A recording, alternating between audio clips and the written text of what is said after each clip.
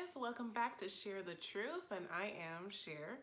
I wanted to do this video to talk a little bit about folklore, and I wasn't expecting to. I was just going to go on to my next reaction, but the reaction from you guys was definitely like really great, and I loved reading all the comments, and I wanted to kind of give like a follow-up to my reaction video because a lot of people in the comments had asked if I would talk about like what songs I liked, did any songs grow on me, what my afterthoughts were, and I just wanted to share that. So that's what this video is going to be about. So it's basically going to be like a review of the album, I guess, but it's more like an after reaction video. So if you didn't see my initial reaction, highly recommend you go and check it out. There's timestamps, you can kind of jump through it and get an idea. Why am I breathing so hard? Whew! This album is exciting, that's why. This album is aging for me like fine wine. I mean, I just want to drink it, but it's like you also want to savor it at the same time. Yeah, this album is a moment. I mean, I was in my car and I'm just thinking to myself, I'm like, this album is like really something. I mean, the fact that she was able to make something with such quality, but also make it just digestible by everyone in their emotional moment. You know, it's like anybody can relate to this album. Anybody can find something in this album that hits their heart. I mean, there's just so much in this album that just like made me feel so many things. Like she just has this capability of making you feel so many things in this album.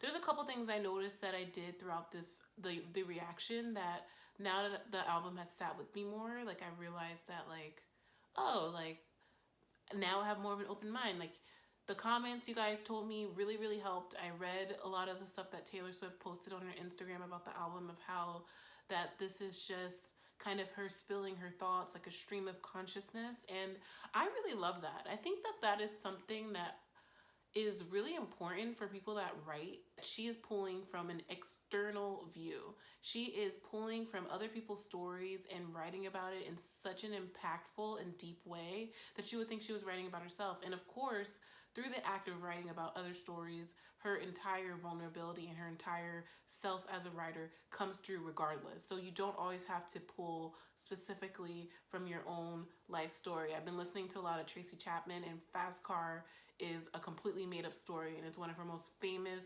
most tangible songs of all time.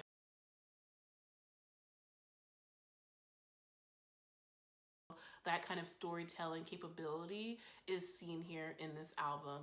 When you look at the song The Last Dynasty, that song has gotten stuck in my head, and I have grown such a strong appreciation for it because I'm like, oh, this is supposed to be a story. All right, so I'm gonna do my top 5 favorite tracks on the album now that I've sat with it for a while and what I think about it. 5 is a really close tie between Illicit Affairs and Cardigan, and I'm struggling with the two of them because they both like hit me every day. I'm like, is it one of those? Because I just think like Illicit Affairs, the ASMR that I get when Taylor Swift does those down, da, da, da, da, da, da, da, da. Like it's just, my ears are just like, you can hear my reaction, like my ears, they just like perk up and I just get this like visceral like goosebump reaction when I hear those notes. It's just so beautiful. But I have to give it to Cardigan because the lyricism in Cardigan is so beautiful. There's so much gorgeous imagery. There's like a lot of metaphors. I'm wearing this sweater today because I was thinking about, I don't know, it's just giving me sweater vibes. And I don't know, I connected to it a little bit more than Illicit Affairs, so I have to give that the number 5 spot. In number 4, I would give that to Peace. Peace is peace. Like it really is. Like it is just such a gorgeous song. The guitar, the intro to the guitar, that beautiful guitar in the beginning already took me. And the lyricism in Peace, I've been mulling it over for the longest time because like I I don't know, like there's just something about the fact that she like asked this question, like, if I could never give you peace, like would you be okay with that? Because I just picture myself, like some reason I'm always putting myself in people's shoes when I read stuff, and I'm like, if somebody asked me that question, like what would my answer be? And there's just so much depth if you like take the time and really think about that question. It's like, it's a real question.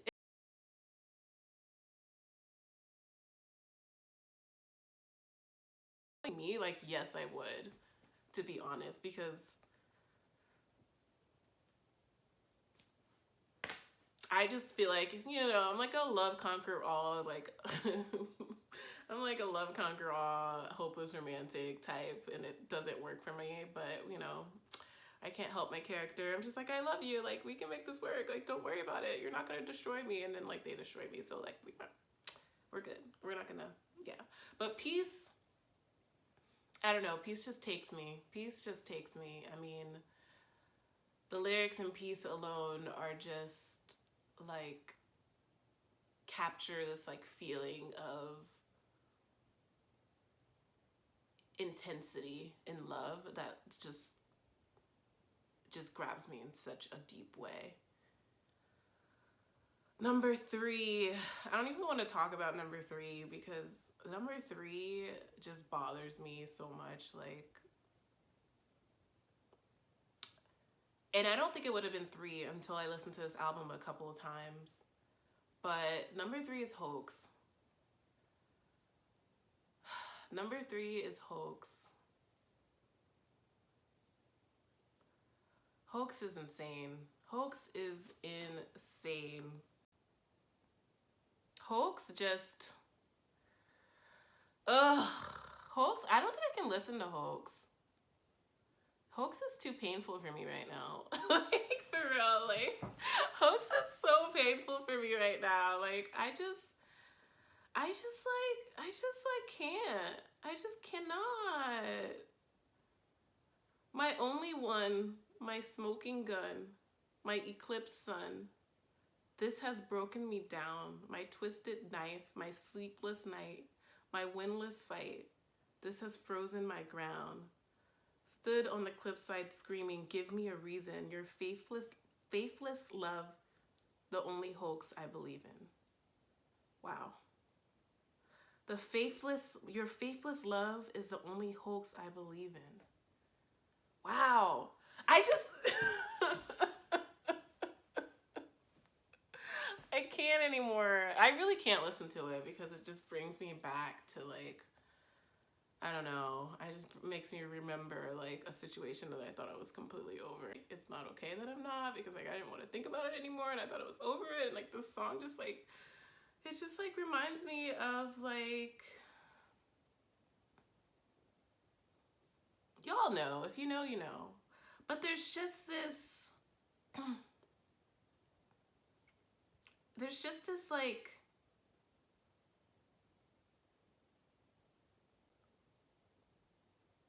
it's just that, like, moment where you're like, this person causes me so much pain, but I'm so addicted to it. Like, I'm so addicted to the adrenaline of this relationship dynamic, and, like, it's that, like, intense, desperate love here. And I think Lana does a really good job of capturing this. I have not listened to Lana's entire discography, although I have listened to her most recent album, and I think it's great. I mean, that Hope song, Hope is a Dangerous Thing to Have, took me out. Took me out. But Hoax is too much for me. Your faithless love is the only hoax I believe in. Faithless love.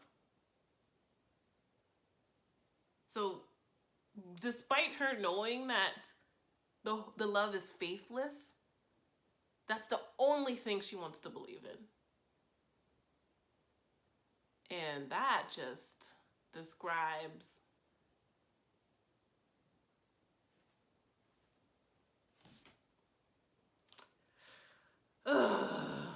I didn't want to think about this person. Did not want to think about this person. I'm over this person, but that's what music does to you. That's why I love Hoax. That's why Hoax gets my number 3 spot. However, I don't know how much I can listen to this song because it makes me really emotional. I've heard different theories on this song, but for me, it's just like I immediately felt so personally connected to it that I don't really like, it's not like I don't care about what it's about. It's just like, it just automatically just like gives me so many feels. And like, I don't know, do you guys feel that way about Hoax? I just feel like Hoax is just so hurtful for me. Like, why did she have to do that to me? I hate music. I love music, but I hate it sometimes because it's just like, it just brings up so much stuff. It's like triggering almost. It's like bad, but like good, and it's just confusing. It's like, why do we do this to ourselves? It's so bad. Okay. This is a weird video. I don't know if you guys are gonna like this one, but we'll get back to my reactions. I have some stuff planned. I am doing Red. I am doing Lana's poetry book. I'm excited. Subscribe. I don't know. Maybe. Okay. Number 2. Exile. Exile is number 2. Are you guys surprised? Did you think it was gonna be number 1? Because it should be, right? Like, it really should be, because it's like, it's honestly the best song on the album. Like, look at my reaction for my lyrical analysis, because there's a lot going on there. You have the metaphor. You have so much metaphors in this song. The metaphor with the theater. You're my understudy. You have the war soldier type metaphors in this, and then the lyrical component of it, of them responding to each other in the chorus. It just, I feel like I'm going through a theatrical experience when I listen to that song. Justin Vernon's voice in this song is like whiskey. Like, it's just like the deepest, darkest whiskey voice that is so sensual and so seductive and so alluring. And what I love about this song is how they're both standing their ground. You know what I mean? Like, they're both like, this is my side of the story.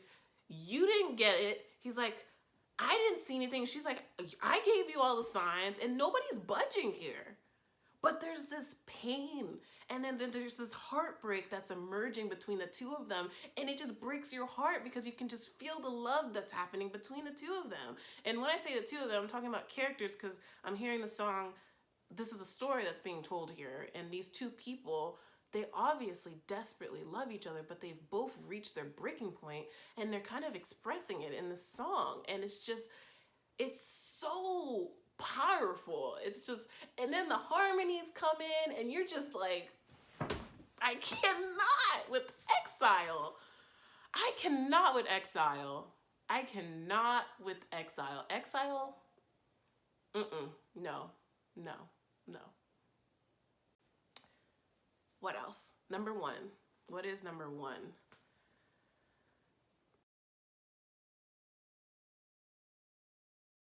I know y'all are gonna come fight me in the comments, but Invisible String is my favorite song on the entire album. I was so enamored by the instrumental that I didn't even pay attention to the gorgeous lyrics that were in this album. I mean, Invisible String gives me hope. Like, it really does. It makes me feel like all the heartbreak I've been through is just gonna lead me to my soulmate. I mean, it only lasts like 3-4 minutes of me having that hope, and then I go back into my nihilist state of, you know, giving up on, you know, humanity. But for 4 minutes, or I don't even know how long the song is, for however long that song is, I feel at peace. I mean, it's just like, she just seems so at peace. Like, she just seems like she understands, like, everything that she went through, like, led her to this person, so it was, like, all meant to be. And, like, if only she knew the entire time that there was this invisible string that tied her to this person, that she would have been a lot calm the entire time. And, like, now I feel like I need to be calm and patient and, like, all these, like, happy things. And I just love that song so much. I think that might be one of my favorite songs this year. Like, it's really a beautiful song. Like, I really feel like I needed to hear that. I mean, I'm like good. I'm just kidding. I really love this. I really love this. Time, curious time, gave me no compasses.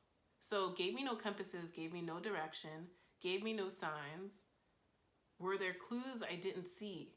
And isn't it so pretty to think all along there was some invisible string tying you to me? Golly. So I looked up invisible string, and I didn't know this, but I found this out. Invisible string references a Japanese folk myth about a red thread of fate tying two soulmates together. And I clicked it, and it told me more information about how this like Japanese tale, and I might be like the only person that doesn't know this. I really didn't know this. Like, you know, I don't know everything.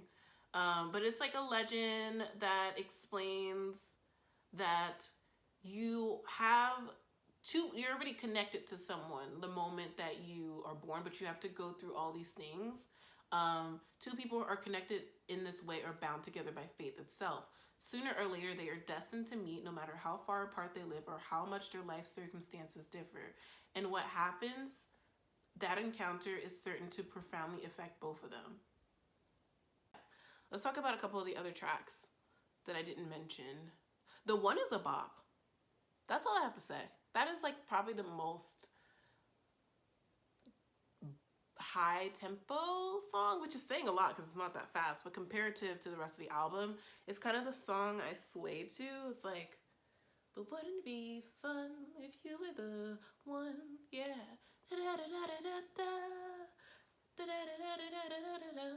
Oh, I wanted to talk about Mad Woman. That song is rage. That song is rage. Like, that song is like quiet rage, almost to a psychotic level, honestly. Like, it could be used for a serial killer movie. Not saying that she's conveying that level of anger, but it could be. And it's the kind of rage that is comparable to like when you were a child and your parents usually yell at you when you get in trouble, but then there was that one time that they didn't yell at you and you're like, oh my God, this is real. Like, they're actually extremely angry at me. But it's like even more intense than that, but it just shows you how much silent anger can be more dramatic than regular like anger. Not like there's regular anger, but silent anger is definitely the most powerful version of anger. It's like that anger that's like indescribable. And so that's all I got. Really like the album. I think it's aged a little bit with me, and it's gonna continue to age with me, of course. It's only been a couple days. And so I definitely raised my score to like an 8.5 right now. But yeah, I love it. And I'm excited to continue reacting to stuff. And I hope you guys enjoy this video. And I will see you next time. Bye.